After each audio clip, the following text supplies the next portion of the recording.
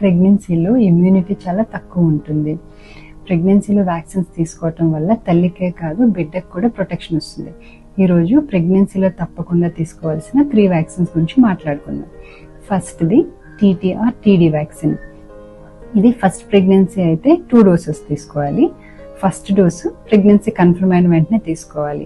Second dose ఏంటంటే first vaccine తీసుకున్న 1 month తర్వాత తీసుకోవాలి. సెకండ్ ప్రెగ్నెన్సీ అయితే ఫస్ట్ ప్రెగ్నెన్సీకి సెకండ్ ప్రెగ్నెన్సీకి మధ్య గ్యాప్ 3 years కంటే తక్కువ ఉంటే 1 డోస్ సరిపోతుంది. ఈ గ్యాప్ 3 years కంటే ఎక్కువ ఉంటే 2 డోసెస్ తీసుకోవాలి.